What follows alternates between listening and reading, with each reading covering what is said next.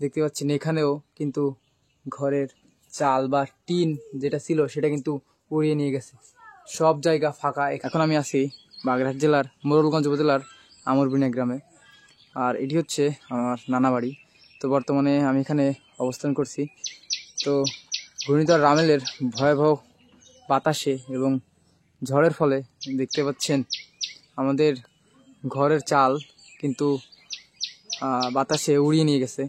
তো আমাদের একটু দেখাই যে ঘরের বর্তমানে অবস্থা কি।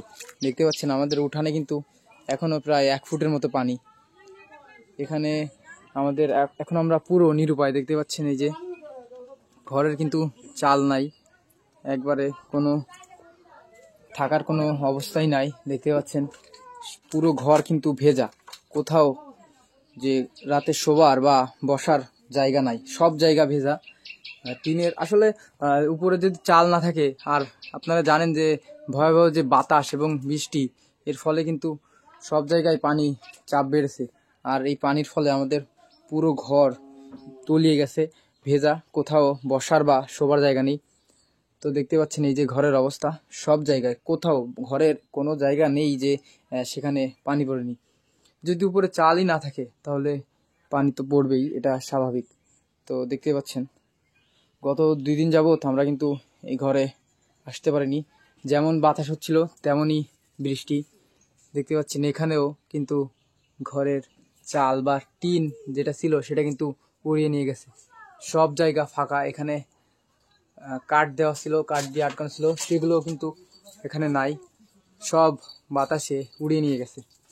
দেখতে পাচ্ছেন সব জায়গা একবারে ভেজা, কোনো জায়গা একটু শুকনো নাই। তো আমরা বর্তমানে একবারে নিরুপায়। গত 2 দিন ধরে কিন্তু আমাদের এখানে যে চুলা সেগুলাও একবারে ভেজা, যাতে রান্না বান্নারও কোনো ব্যবস্থা নেই। দেখতে পাচ্ছেন যে চুলা ছিল আমাদের এখানে বাইরে, সেই চুলাগুলো কিন্তু এই যে ঢাকা আছে অবশ্য, কিন্তু এখানে প্রায় পানি হয়েছিল 2 থেকে 3 ফুট, যার ফলে চুলাগুলো কিন্তু একবারে ভিজে গেছিলো। সুতরাং গত 2 দিন যাবৎ আমাদের এই বাড়ি কোনো রান্নাবান্নার কোনো ব্যবস্থাই ছিল না। দেখতে পাচ্ছেন এই যে এটা হচ্ছে আমাদের থাকার ঘর। এই থাকার ঘরের চাল কিন্তু বাতাসে উড়িয়ে নিয়ে গেছে। এটা আসলে ঘূর্ণিঝড় রেমালের ভয়াবহতা। সব জায়গা আমাদের যে পুকুর বা ঘের ছিল সেগুলো কিন্তু একবারে তলিয়ে সমান হয়ে গেছিল। দেখতে পাচ্ছেন এখন পর্যন্ত পানি কমেনি, সব জায়গায় পুকুর, উপর দিয়ে ঘের সব এক হয়ে গেছে।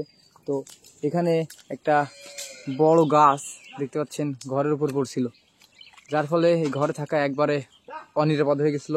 যার ফলে আমরা এই ঘর থেকে অন্যত্রে আশ্রয় নিতে বাধ্য হয়েছিলাম।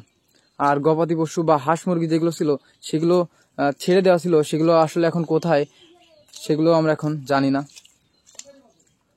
দেখতে পাচ্ছেন তো সব মিলিয়ে বর্তমানে আমাদের অবস্থা খুবই খারাপ। ঝড়ের ফলে যে ক্ষতি হয়েছে সেগুলো এখন আমরা কাটিয়ে উঠতে পারিনি। জানি না কতদিনের মধ্যে এগুলো ঠিকঠাক করতে পারবো বা সব কিছু আবার আগের মতন হবে।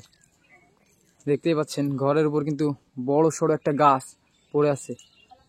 তো সব মিলিয়ে আপাতত আমরা খুবই খারাপ অবস্থায় আছি।